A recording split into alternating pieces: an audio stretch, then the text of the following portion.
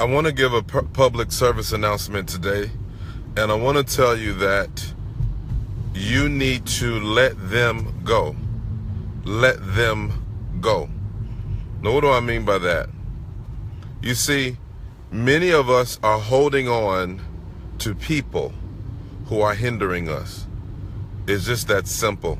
Many of us are holding on to people and relationships that are hindering us. Now, I'm not talking about your marriage, and I'm not talking about that kind of stuff, but I'm talking about some of us are acquainted with folks, and we are dealing with people who have a hindering spirit attached to them.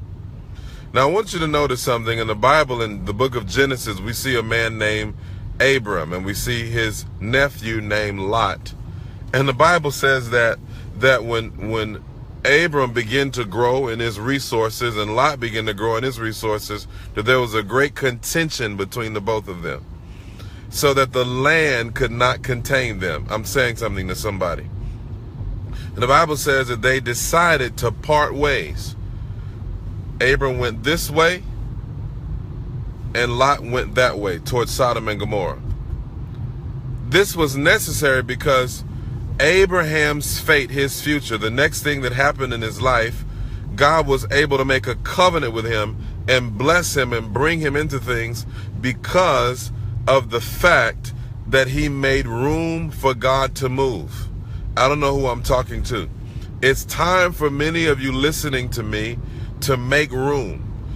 Your life is too cluttered. There are too many voices. There are too many people speaking into your life. You have the wrong alliances, the wrong relationships, and it's caused hindrance. Do you know that some people have a hindering spirit attached to them? And as long as you're walking with them, you will never get to your destination. As long as you are in agreement with these individuals, you'll never go where God is taking you into. And if you're going to get there, to that place called promise, you have to be willing to let them go. You know, some people will walk out of your life. You know, I tell you, one of the biggest things I've learned as a person in leadership is that you will always get to a place in God, you will always get to a place in your life where God will begin to unload baggage. Now, when he's doing it, you may not recognize that it's God. And the tendency for us to do is to try to hold on to these luggages, because we say, well, man, I got precious stuff in there. There are precious memories in there.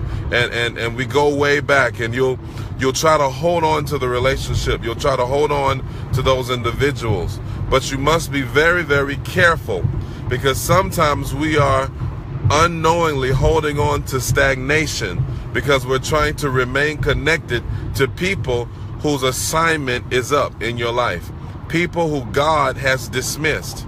It is extremely dangerous to try to engage someone God has dismissed. Oh, listen to me. What would have happened if Lot would have stayed with Abram? He would have never become the father of many nations. I don't know who I'm prophesying to, but God has a promise that's so magnanimous with your name on it, but you've been holding on to them, whoever they are. You've been holding on to them because you're afraid to be alone. You're afraid to be by yourself. You're afraid to walk in that place called solitude. And as a result of that, you have allowed lots in your life.